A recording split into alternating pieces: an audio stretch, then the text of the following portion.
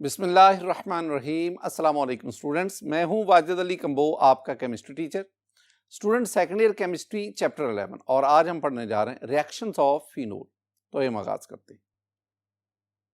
My dear students, reactions of phenol, हम phenol में दो तरह के रिएक्शन हम डिस्कस करेंगे। पहले हमारे पास आ गए reactions of phenol due to OH group, और फिर हम स्टडी करेंगे reactions of phenol due to benzene ring. तो पहले हम आगाज करते हैं reactions of phenol due to OH group. My dear student, आपने देखा है कि ये मेरे पास फिनोल है। आप फिनोल में देख सकते हैं बेंजीन रिंग के ऊपर ये OH ग्रुप है। अब ये जो OH ग्रुप है, इसकी वजह से ये जो रिंग है इसकी रिएक्टिविटी इंक्रीज करती है।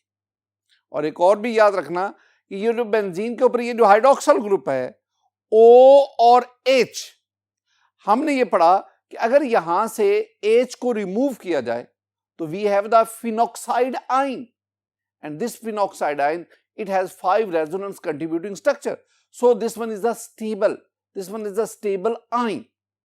तो पहले जो हम रिएक्शन पढ़ रहे हैं ना, उसमें बेंजीन रिंग इन्वॉल्व नहीं है, उसमें सिर्फ और सिर्फ बेंजीन रिंग के ऊपर ये जो OH ग्रुप है ये इन्वॉल्व है। तो पहला जो रिएक्शन इसमें है that is the salt formation. Student, हमने पढ़ा कि ये जो फिनोल है, phenol show the acidic properties, और आप जानते हैं कि जब कोई एसिड किसी बेस से रिएक्शन करता है तो हमारे पास सॉल्ट और वाटर बनता है। तो ये मेरे पास phenol which shows acidic properties when it is treated with sodium hydroxide which is an alkali, जो कि बेस है। रिएक्शन क्या होगा? एसिड बेस रिएक्शन हुआ। माय डियर स्टूडेंट, एसिड ने H दिया, बेस ने OH दिया, यूं ये वाटर बन गया। जहां से H रिमूव हुआ वहां पे सोडियम आ गया। तो मेरे पास जो प्रोडक्ट बना स्टूडेंट वो है ये बेंजीन रिंग, और ये आप शो करेंगे बॉन्ड, ये ऊपर O नेगेटिव फिनॉक्साइड, और यहां पे सोडियम आयन आ गया। ये मेरे पास सॉल्ट बना, इसका नाम है सोडियम फिनॉक्साइड।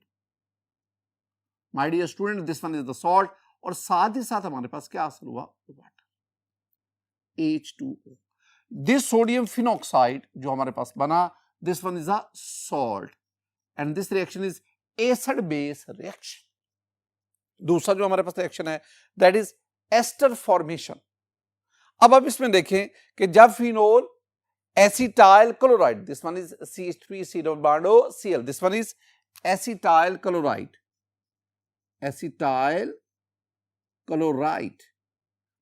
तो जब आप फिनोल का एसिटाइल क्लोराइड से रिएक्शन करते हैं स्टूडेंट, इस रिएक्शन में क्या होगा?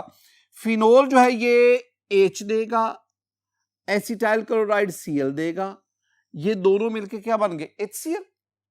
जहां से H निकला, जहां से Cl निकला, ये वाला कार्बन क्लोरीन बॉन्ड, अब ये कार्बन इस O के साथ बॉन्ड बनाएगा। तो मेरे पास जो प्रोडक्ट बनेगा जरा उसको देखेंगे आप। मेरे पास स्टूडेंट जो प्रोडक्ट बनेंगे इसमें ये बेंजीन रिंग, बाकी चीजों को मत छेड़े, सिर्फ इनको आपस में अरेंज करते जाए। ये बेंजीन रिंग, इसके ऊपर O आ गया, मैं इधर O लिख देता हूं, ये वाला। अब ये कार्बन इसके साथ, ये कार्बन और कार्बन के पास डबल बॉन्ड O, और ये आपके पास है जैसे। तो ये मेरे पास प्रोडक्ट बना, और साथ ही साथ आपके पास क्या बना? साथ ही साथ आपके पास HCl बना। माय डियर स्टूडेंट, ये जो प्रोडक्ट मेरे पास बना, हम इसका नाम जानना चाहते हैं।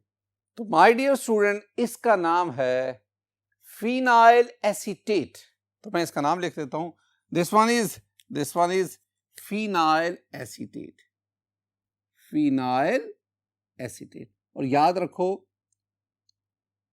रखो स्टूडेंट कि ये हमारे पास कार्बोनिल ग्रुप, ये साथ ऑक्सीजन, इधर भी एक एराइल ग्रुप, इधर अल्काइल ग्रुप है।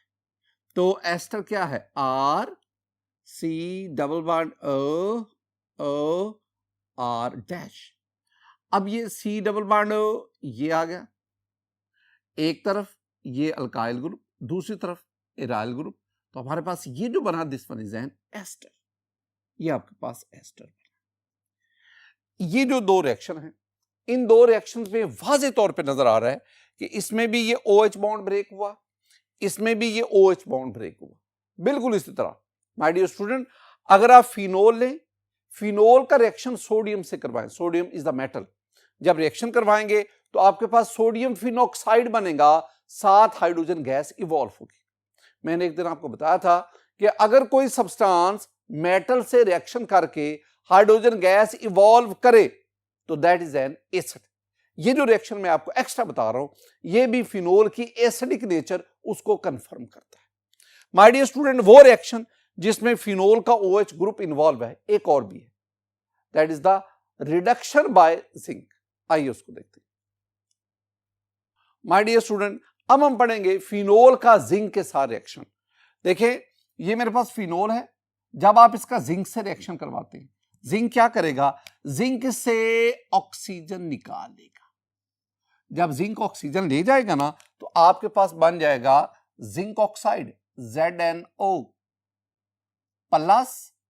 अब फिनोल तो नहीं रहा, अब आपके पास ये बेंजीन रिंग।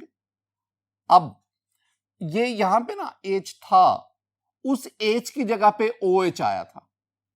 अब जब आपने O निकाल दिया तो ये H दोबारा इसको मिल जाएगा। जब H दोबारा मिलेगा तो you will get the benzene. आपके पास क्या हासिल हुआ, बेंजीन हासिल हुआ। अब इसमें एक चीज देखिए, ये जो है ना zinc, zinc is a metal, metal. और स्टूडेंट याद रखना, metals are mostly reducing agent, reducing agent.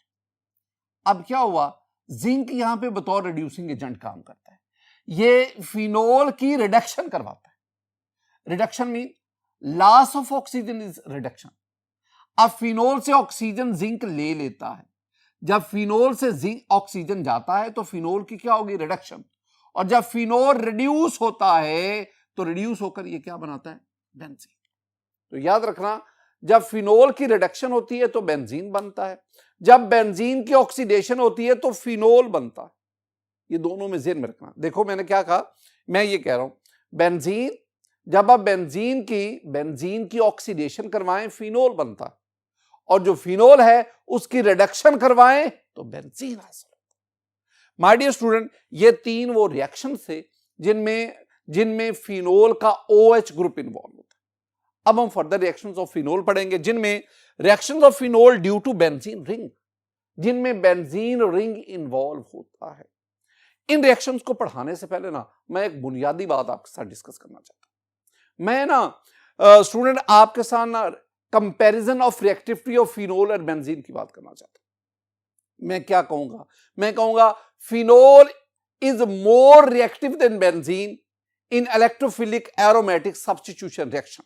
बात याद रखना, phenol is more reactive than benzene in electrophilic aromatic substitution reactions. क्यों? ये मैंने आपको चैप्टर 9 उसके लास्ट पे एक बात बताई थी कि जब बेंजीन रिंग पर ऐसा ग्रुप आ जाए जो इलेक्ट्रॉन डोनेटिंग हो तो ये रिंग की रिएक्टिविटी को बढ़ा देता है। अब इस केस में क्या हुआ, इस केस में यह है कि अगर बेंजीन पर कोई इलेक्ट्रोफाइल अटैक करे तो that electrophile must be very strong, that should be super electrophile, फिर वो जाके बेंजीन में इलेक्ट्रोफिलिक सब्स्टिट्यूशन करवा पाता है, क्योंकि बेंजीन में डीलोकलाइजेशन की वजह से benzene ring is highly stable. लेकिन जब बेंजीन के ऊपर ये OH ग्रुप आ जाता है, अब इस OH ग्रुप में ऑक्सीजन के पास 2 लोन पेयर है। अब ये ऑक्सीजन क्या करेगा, ये अपना एक लोन पेयर इस pi electron system of benzene ring उसके साथ कोऑर्डिनेट करवाकर उसको डीलोकलाइज करवा देगा। अब इस ऑक्सीजन के इस लोन पेयर की वजह से इस रिंग में अवेलेबिलिटी ऑफ इलेक्ट्रॉन बढ़ जाती है। जब अवेलेबिलिटी ऑफ इलेक्ट्रॉन बढ़ जाएगी तो इलेक्ट्रोफिलिक अटैक इजी हो जाता है। इसका मतलब क्या हुआ, जितना इलेक्ट्रोफिलिक अटैक इजी होगा उतनी रिंग की रिएक्टिविटी ज्यादा होगी।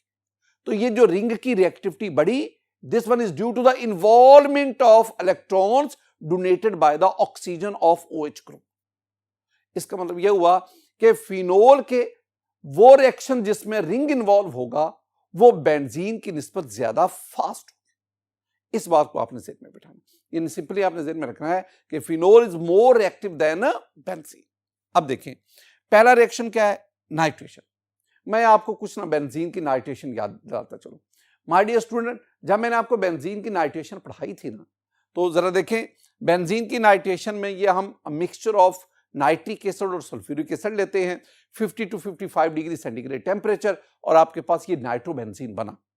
इसमें दो बातें तवज्जो तलब है, या पढ़ के हैं चैप्टर 9, दो बातें तवज्जो तलब है। पहला, हम इसमें जो नाइट्रिक एसिड और सल्फ्यूरिक एसिड दोनों का जो मिक्सचर लेते हैं ना, इसमें पहली तवज्जो तलब बात, ये नाइट्रिक एसिड और sulphuric acid both are concentrated, both are in concentrated form, concentrated है। और दूसरा टेम्परेचर कितना है, 50 to 55, हाई टेम्परेचर पे ये रिएक्शन होता है। लेकिन इसके बरक्स जब आप फिनोल का नाइट्रिक एसिड से रिएक्शन करवाते, दो बातें, this nitric acid is diluted and you have to perform this reaction at room temperature 25 degree. इसका मतलब क्या हुआ, इसका मतलब है कि इस केस में एक कंसंट्रेटेड नहीं, डाइल्यूट नाइट्रिक एसिड, और दूसरा टेम्परेचर कम है, आप सवियर कंडीशन नहीं दे। इसका मतलब क्या हुआ, इसका मतलब है इस केस में ये जो रिंग है ये बेंजीन की निस्बत ज्यादा एक्टिव है, और जो रिंग की ज्यादा एक्टिविटी है this is due to the presence of OH group. This OH group is electron donating group, ये इलेक्ट्रॉन देता है, रिंग की रिएक्टिविटी बढ़ाता है। देखो स्टूडेंट, और एक और भी बात याद रखना, वो बहुत भी important, this OH group is ortho and para directing group. ये बात याद रखनी है। दो चीजें, मैं दो चीजें आप तक कन्वे कर गया, अगर आपने उसको समझा है तो स्टूडेंट। पहली बात मैंने आप तक ये पहुंचाई कि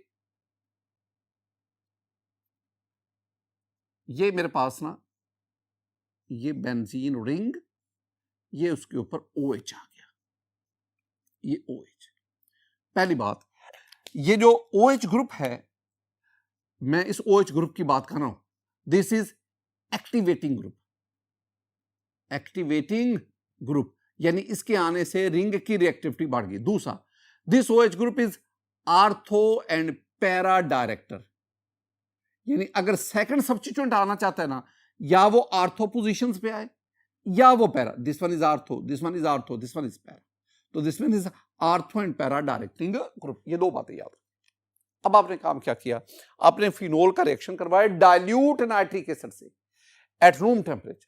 तो अब होगा इसमें ये आपके पास दो चीजें बनेंगी माय डियर स्टूडेंट, दो, मैं ये लिख देता हूं, मैं पहले फिनोल ही बनाऊंगा, इधर भी मैं फिनोल ही बनाऊंगा, ये फिनोल। अब जरा देख रहा, ये जो इसमें जो नाइट्रो ग्रुप है, नाइट्रो ग्रुप, ये नाइट्रो ग्रुप इसमें जाके आर्थो पोजीशन पे आएगा, या ये जो नाइट्रो ग्रुप है ये जाएगा पैरा पोजीशन। ये दो प्रोडक्ट बनेंगे, इसका नाम क्या बनेगा, इसका नाम बनेगा, ये जो पहले वाला है इसका नाम है ये आर्थो, आर्थो पे नाइट्रो, ऑर्थो नाइट्रो फिनोल। ये क्या है, ये पैरा पोजीशन है, तो नाम इसका क्या बना, this one is para nitro phenol. और साथ ही साथ स्टूडेंट दो वाटर मॉलिक्यूल भी हासिल होते हैं। ये मेरे पास था नाइट्रेशन, लेकिन किस पे, 25 डिग्री सेंटीग्रेड पे, और साथ ही साथ आपने क्या लिया, हमने डाइल्यूट नाइट्रिक एसिड लिया। एक और चीज, अगर मैं डाइल्यूट की बजाय कंसंट्रेटेड नाइट्रिक एसिड लूं, बल्कि a mixture of concentrated nitric acid and sulphuric acid, तो फिर क्या होगा, तो फिर इसका मतलब है नाइट्रेशन और सवियर हो जाएगी। क्या बनेगा वो देखें माय डियर स्टूडेंट। अब मैंने क्या किया, अब मैंने ये फिनोल लिया, अब मैं कंसंट्रेटेड नाइट्रिक एसिड लेता हूं, बल्कि बुक्स में लिखा हुआ है कि mixture of concentrated nitric acid and sulphuric acid, और मैं हीट कर रहा हूं। चीजें देखो, यहां डाइल्यूट नाइट्रिक एसिड था, आर्थो एंड पैरा प्रोडक्ट बने, अब कंसंट्रेटेड आ गया, यहां रूम टेम्परेचर 25, यहां रूम टेम्परेचर हीट किया, अब यहां रूम टेम्परेचर नहीं चाह रहा, हीट कर रहा है। अब क्या होगा, आपके पास इसमें ये प्रोडक्ट बना, ये प्रोडक्ट,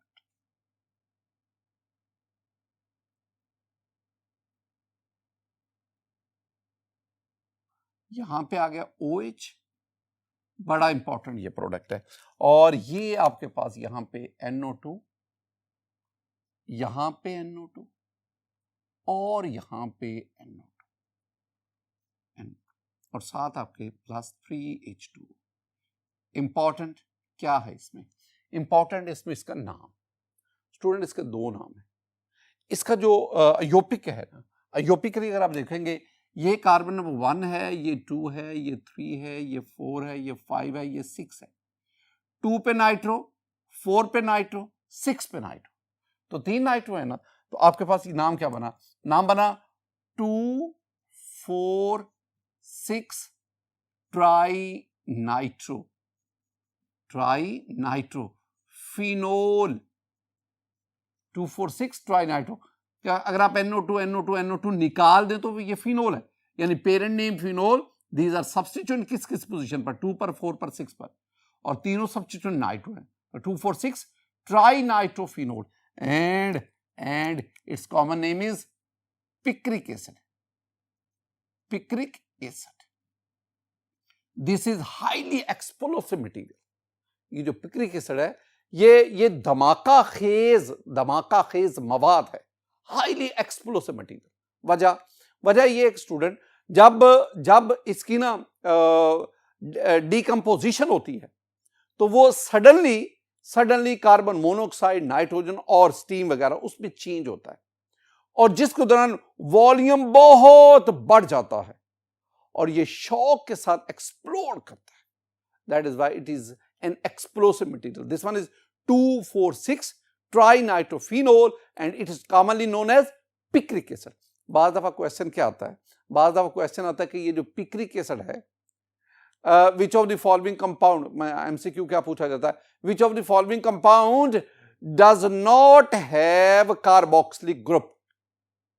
किस कंपाउंड में कार्बोक्सिलिक ग्रुप नहीं है? Option A acetic acid, option B salicylic acid, option C picric acid, option D valeric acid. तो अब ये जो बाकी मैं आपको बता रहा हूं, ये आप चैप्टर 13 में जाके पढ़ेंगे। इसमें जो पिक्रिक एसिड है ये OH ग्रुप रखता है, इसमें कार्बोक्सी ग्रुप नहीं होता। मैं एक और भी चीज आपको बताता चलूं, स्टूडेंट बाज दफा ना कंफ्यूज हो जाता है।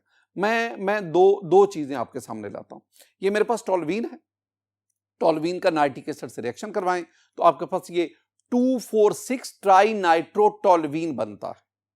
This one is called TNT। This one is also an explosive material. Similarly आप ये फिनोल लें, फिनोल का कंसंट्रेटेड नाइट्रिक एसिड के साथ इसको हीट करें, you will get this product. This one is 2,4,6 trinitrophenol. This one is called picric acid. ये TNT और पिक्रिक एसिड ये दोनों एक्सप्लोसिव मटेरियल्स हैं। इन दोनों में नाइट्रिक एसिड इस्तेमाल हो रहा है, इन दोनों में नाइट्रेशन और बेंजीन रिंग हो रही है। अब दोनों में जो स्टार्टिंग मटेरियल वो डिफर कर रहा है। TNT में starting material is toluene, picric acid में स्टार्टिंग मटेरियल फिनोल। याद क्या रखना है? पिक्रिक एसिड, ये जो वर्ड पिक्रिक एसिड है इसका फर्स्ट लेटर क्या? P, और जिस स्टार्टिंग मटेरियल से बना फिनोल उसका भी पहला कैपिटल लेटर क्या है? P। तो पिक्रिक एसिड, P वाला जो पिक्रिक एसिड है वो P वाले फिनोल से बनता है बाय नाइट्रेशन ऑफ फिनोल। और TNT तो पहला उसमें क्या है? T।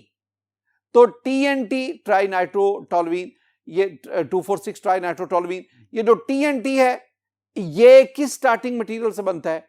टोल्यूइन से। टोल्यूइन का पहले भी क्या है? T। तो ये जरा आपको याद करवाने के लिए ये मैंने दो एक्सप्लोसिव मटेरियल आपके साथ डिस्कस की। माय डियर स्टूडेंट, अब आप चलें, हमारे पास है सल्फोनेशन। सल्फोनेशन बिल्कुल उसी तरह, अगर आपके पास बेंजीन है, बेंजीन का आप सल्फ्यूरिक एसिड से रिएक्शन करवाएं तो आपके पास प्रोडक्ट क्या बनेगा? जरा देखें।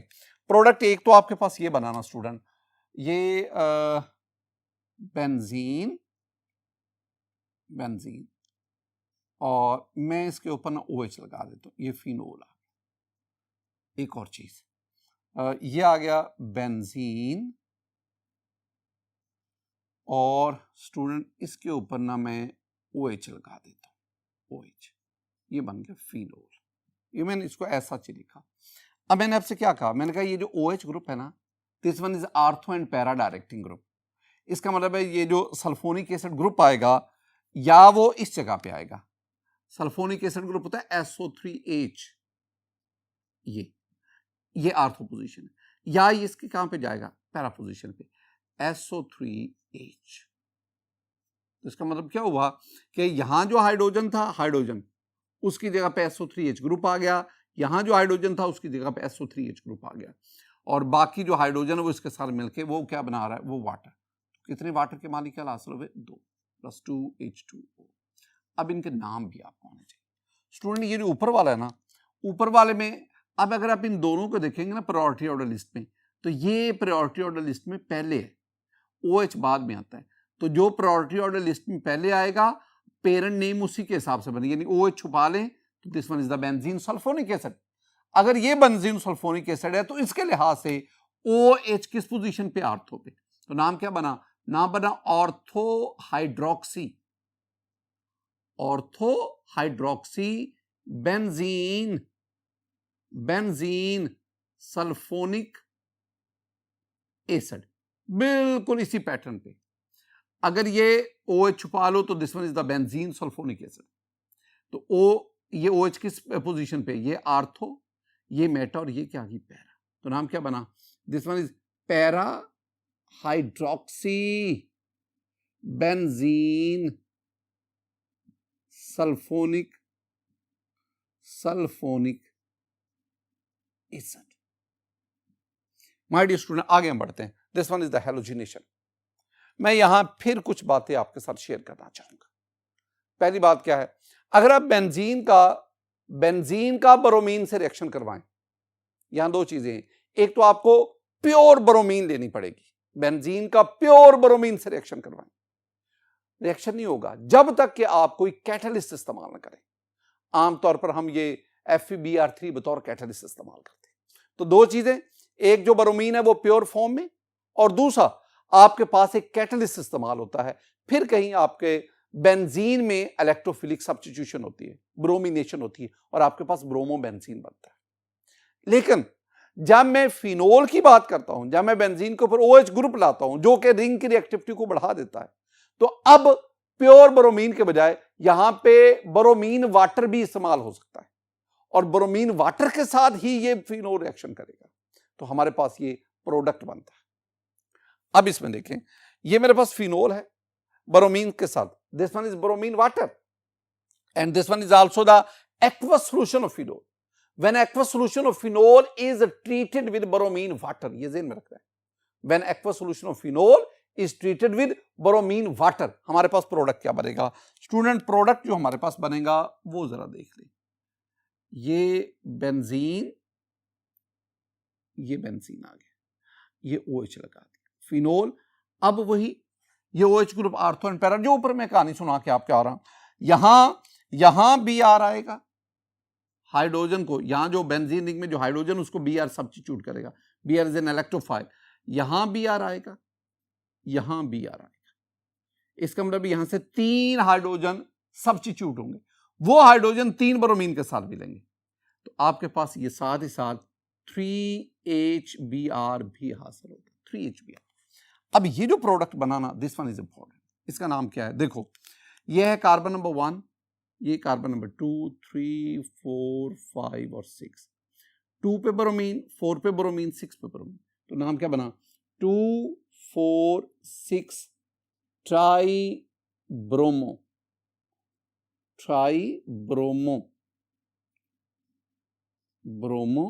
Phenol, 2, 4, 6 try bromo phenol. असल बात क्या है, ये जो आपके पास 2, 4, 6 ट्राई ब्रोमो फिनोल बना ना स्टूडेंट, ये वाला, दीज आर वाइट PPT। और मैं अक्सर आपसे एक बात करता हूं कि अगर किसी रिएक्शन में फिजिकल चेंज आ रही हो, सॉल्यूशन का कलर चेंज हो, कोई गैस इवॉल्व हो, प्रेसिपिटेट बने, कोई फिजिकल यानी जिसको आप ऑब्जर्व कर सके, तो that can be used as a distinguish reaction. अब ये रिएक्शन भी ना, यानी आमतौर पर हम क्या करते हैं, हम ना ये orange solution of bromine and water ये लेते हैं, अब इसमें फिनोल को ऐड करते हैं। जब हम फिनोल को ऐड करते हैं तो डेफिनेटली हमारे पास ये वाइट प्रेसिपिटेट बनते हैं, क्लाउडी सॉल्यूशन हासिल होता इन व्हाइट प्रेसिपिटेट का बनना ये हमें कन्विंस कर रहा है कि यहां पे ब्रोमीन डीकलराइज होगी और जिसके साथ ये ब्रोमीन रिएक्शन कर रहा है दैट इज द फिनोल।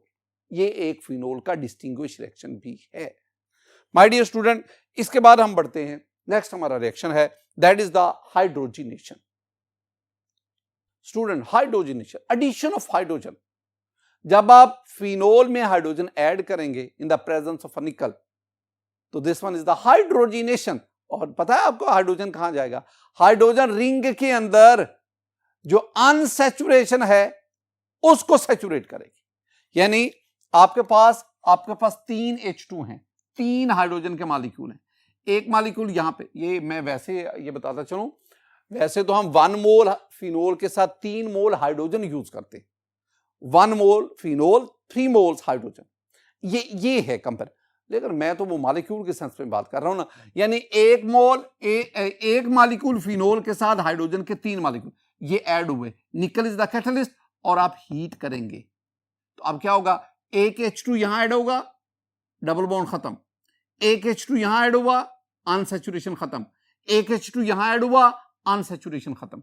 इसका मतलब है अब आपके पास ये सैचुरेटेड साइकिल बना, ये वाला, ये आपके पास बना सैचुरेटेड साइकिल। और ऊपर आपके पास क्या आ गया? OH। अब इसका नाम क्या है? This one is called cyclohexanol. The name of this product is cyclohexanol. ये आपके पास। माय डियर स्टूडेंट, आखिरी रिएक्शन, लेकिन बहुत बहुत important reaction, reaction with formaldehyde. Phenol का फॉर्मेल्डिहाइड से रिएक्शन। पहले जरा आसान अल्फाज में सुने। माय डियर स्टूडेंट, ये मेरे पास फिनोल है, ये मेरे पास फॉर्मेल्डिहाइड। जब आप फिनोल का फॉर्मेल्डिहाइड के साथ रिएक्शन करवाते हैं डाइल्यूट बेस के में या एसिड और बेस दोनों में से जो मर्जी ले, तो मेरे पास जो प्रोडक्ट बनेगा जरा उसको देखें। प्रोडक्ट में ना मेरे पास ये बन रहा है, ये आपके पास आ गया जी बेंजीन OH। मैं कहता पहले ये लिख लिया करो, प्लस पहले इसको इस तरह लिखा करो, और ये आ गया जी OH। ये फिनोल मैंने लिख दिया। अब क्या होगा?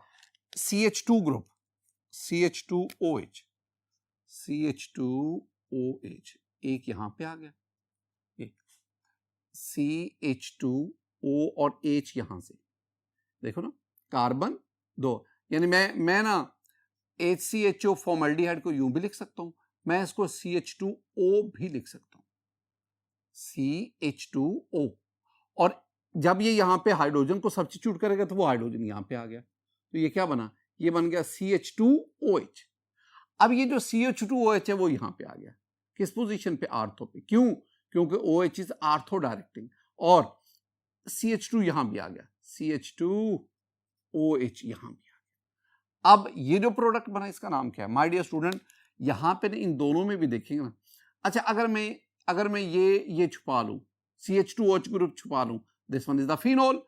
अगर मैं इसको छुपा लूं, now this one is the benzyl alcohol, benzyl alcohol. तो ये बेंजाइल अल्कोहल की सेंस में हमने लेना है। अगर आप इसको छुपाएंगे तो क्या बना? Benzyl alcohol. तो ये वाला OH उसके लिहाज से किस पोजीशन पे? आर्थो पे। तो नाम क्या बना? This one is ortho hydroxy. OH को हम क्या करें? Ortho hydroxy benzyl alcohol. Similarly आप इसको नाम क्या देंगे स्टूडेंट? हम इसको नाम देंगे, ये आर्थो, ये मेटा, ये पैरा। हाँ, अगर आप इसके लिहाज से देंगे तो ये नाम बना, ये पैरा पोजीशन पे है। लेकिन अगर हम पेरेंट नेम बेंजाइल अल्कोहल ले लें तो डेफिनेटली फिर ये सब्स्टिट्यूएंट होगा। तो फिर अगर ये सब्स्टिट्यूएंट होगा तो ये इसके लिहाज से किस पोजीशन पे? पैरा पे। तो नाम क्या बना? Para hydroxy benzyl alcohol, para hydroxy benzyl. अब याद रखना, जब आप फिनोल का फॉर्मेल्डिहाइड से रिएक्शन करवाएं इन डाइल्यूट एसिड और बेस, आपके पास ये प्रोडक्ट बनते। ये जो प्रोडक्ट बना ना, ये प्रोडक्ट फर्दर फॉर्मेल्डिहाइड से रिएक्शन करता है। ये जो प्रोडक्ट बना, ये प्रोडक्ट फर्दर फॉर्मेल्डिहाइड से रिएक्शन करता है, दैट इज कंडेंसेशन प्रोसेस। और आपके पास एक लार्ज मॉलिक्यूल, एक पॉलीमर बनता है, that polymer is called Bakelite. Very very important. तो इसका मतलब क्या हुआ, मैं पहले आपको समझाता हूं जो हमारे टेक्स्ट बुक में लिखा है, फिर मैं आप उसके रीजन की तरफ लाता हूं। तो मैंने पहले क्या कहा, फिनोल ने फॉर्मेल्डिहाइड से डाइल्यूट एस्टर या डाइल्यूट बेस की मौजूदगी में रिएक्शन करवाया, आपके पास ये प्रोडक्ट बने, आर्थो हाइड्रोक्सी या पैरा हाइड्रोक्सी बेंजाइल अल्कोहल बने, ये फर्दर रिएक्शन करवाएंगे। अब मैं उसको जनरल क्या लिखता हूं, मैं phenol n molecules, a large number of molecules, formaldehyde n molecules, और यहां पे मैं डाइल्यूट एसिड ले लूं या डाइल्यूट बेस ले लूं, NaOH। कंडेंसेशन रिएक्शन है, वाटर इसमें। अब जरा देखना माय डियर स्टूडेंट, ये मैंने 1 2 3 4, मैं बेक्लाइड का स्ट्रक्चर आपको समझाना चाहता हूं ना।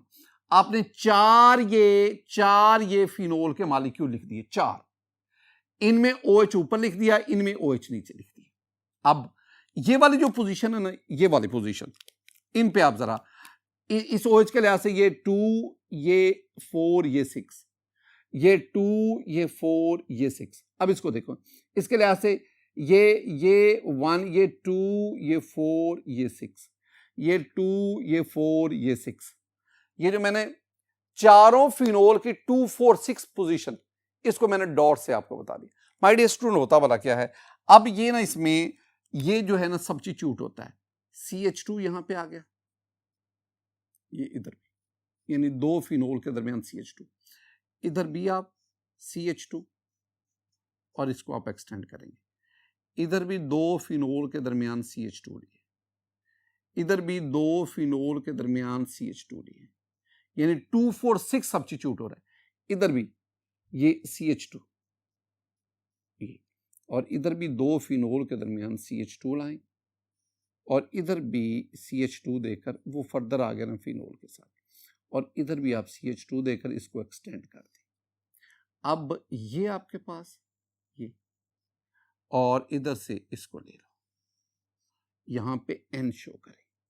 ये जो product banana, this one is a cross linked structure, this one is a thermosetting plastic and its name is bakelite, BAKELITE,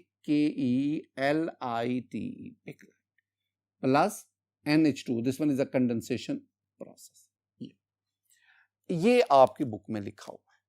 मैं आपको एक और भी बात बता सकता हूं, पहली बात आप ज़हन में रखनी कि ये जो बेकलाइट है, मैं बेकलाइट के बारे में बात कर रहा हूं। बेकलाइट जो है, this one is the earliest synthetic plastic, earliest synthetic plastic, ये वाइडली यूज होता है। ये हमारी एवरीडे लाइफ में बेकलाइट का इस्तेमाल बहुत ज्यादा है। ये जो रेडियो वगैरह है, इसके ऊपर जो केसिंग होती है वो बेकलाइट की बनी होती है। ये जो स्विचेस हैं इसके ऊपर भी ये बेकलाइट, कैप्स वगैरह वो बेकलाइट, और टॉयज मुख्तलिफ किस्म के वो भी बेकलाइट से बनते हैं। बेकलाइट एक हार्ड लेकिन ब्रिटल प्लास्टिक होता है। एक बार याद रखना, Bakelite it has a cross linked structure, और सबसे इंपॉर्टेंट बात, Bakelite is a thermosetting plastic. ये थर्मोसेटिंग क्या होता है, ये ज़हन में उठाएं। थर्मोसेटिंग प्लास्टिक क्या है? ऐसा प्लास्टिक जिसको हीट करें ये मेल्ट ना करे बल्कि मजीद हार्ड हो जाए, which becomes harder upon heating and can not be moulded. जब वो हीट करने पर मजीद हार्ड होगा, मेल्ट नहीं करेगा, तो हम उसकी मोल्डिंग नहीं करवा सकते, हम उसको पिघला के मुख्तलिफ शक्लों में नहीं ला सकते। ये इसका एक डिसएडवांटेज जरूर है। तो Bakelite, this one is a thermosetting plastic. अच्छा, अब जरा ना मैं जो ये आपको समझा रहा था चीजें, दोबारा जरा इसकी तरफ आए।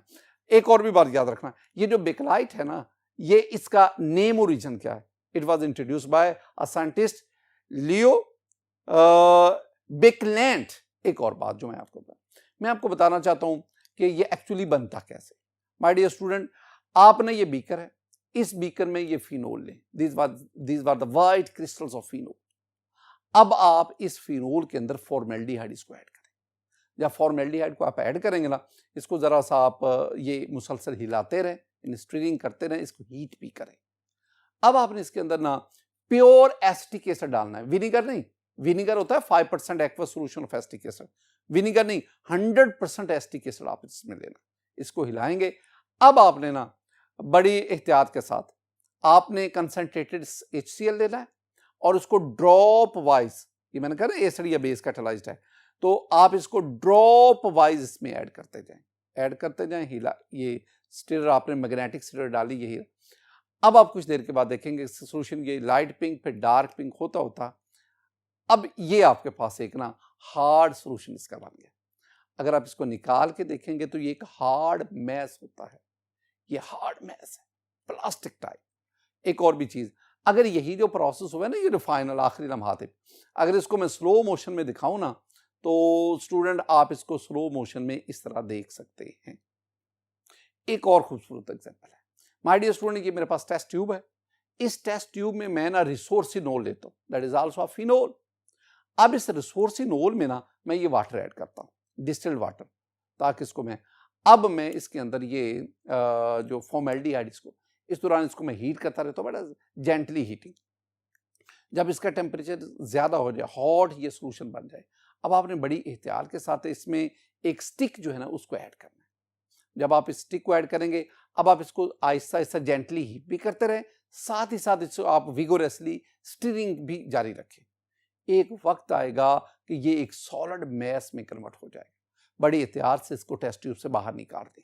जब आप निकालेंगे तो ये आपके पास लाइट ब्राउन सॉलिड हासिल होगा। माय डियर स्टूडेंट, एक दिन के बाद अगर आप देखेंगे, अब ये light brown he, now it has become the dark brown. इसकी हार्डनेस भी बढ़ गई और इसका जो कलर है वो जरा डार्क हो गया। This one is the pick line. My dear student, आज के इस लेक्चर में मैंने आपको रिएक्शंस ऑफ फिनोल ये डिस्कस करवाया। मेरी दुआ है कि अल्लाह ताला आप पर अपना फजल फरमाए, अल्लाह ताला आप पर अपना करम फरमाए। अस्सलामु अलैकुम व रहमतुल्लाह।